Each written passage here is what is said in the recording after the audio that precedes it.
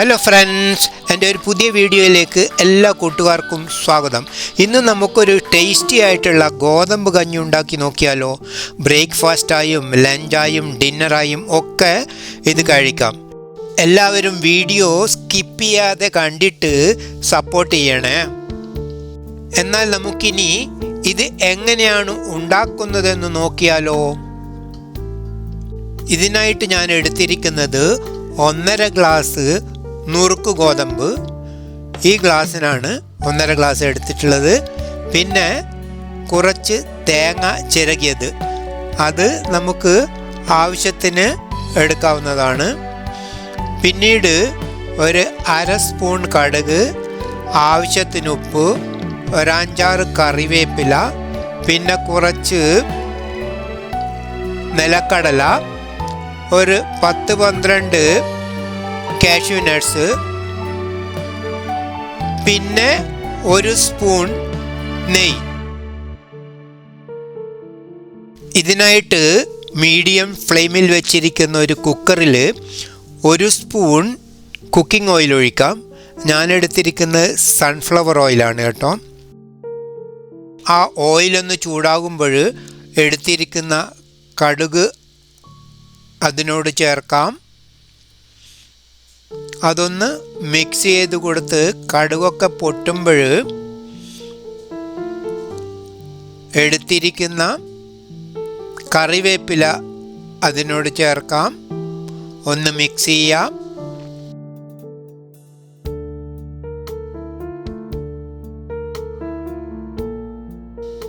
ഇനി നമുക്ക് എടുത്തിരിക്കുന്ന നിലക്കടലയും കാഷ്യൂ നട്ട്സും അതിലേക്ക് ചേർക്കാം.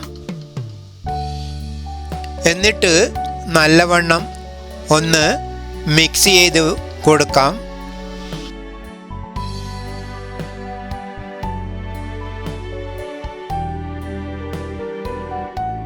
ഇനി നമുക്ക് ആ എടുത്തിരിക്കുന്ന ബ്രോക്കൺ വീറ്റ് അതിനോട് ചേർക്കാം.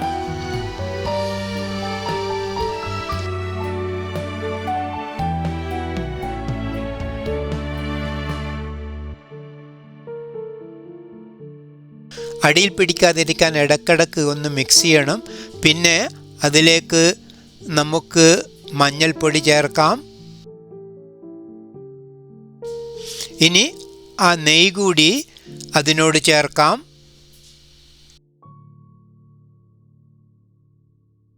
ഫ്രണ്ട്സ്, എൻ്റെ വീഡിയോ ലൈക്ക് ചെയ്യാനും കമൻറ്റ് ചെയ്യാനും ചാനൽ സബ്സ്ക്രൈബ് ചെയ്യാത്തവർ സബ്സ്ക്രൈബ് ചെയ്യാനും മറക്കരുത്.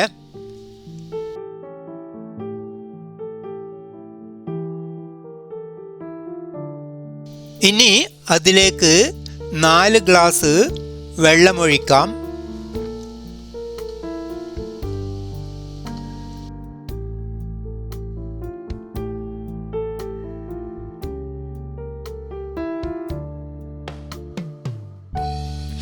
ഇനി ആ എടുത്തിരിക്കുന്ന തേങ്ങയിൽ നിന്ന് പകുതി അതിനോട് ചേർക്കാം.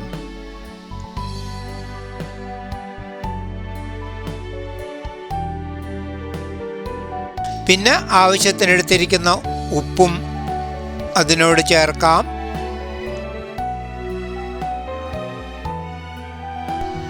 കുക്കറിൽ 4 വിസിൽ അടിക്കുന്നത് വരെ അവയൊന്ന് വേവിച്ചെടുക്കാം നമുക്ക്.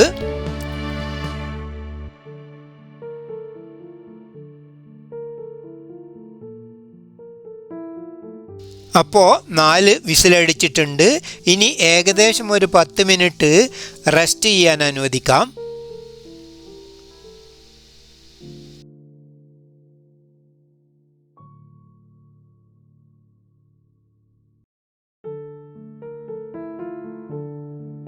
നമുക്ക് ഇനി അതിലേക്ക് ബാക്കിയുള്ള തേങ്ങ കൂടി ചേർക്കാം. എന്നിട്ട് നല്ലവണ്ണം ഒന്ന് മിക്സ് ചെയ്യാം. ആവശ്യത്തിന് കുറച്ചുകൂടി വെള്ളമൊഴിക്കാം. ഒന്ന് മിക്സ് ചെയ്ത് കൊടുക്കാം. ചൂടുവെള്ളമാണ് ഞാൻ ഒഴിച്ചിരിക്കുന്നത് കേട്ടോ.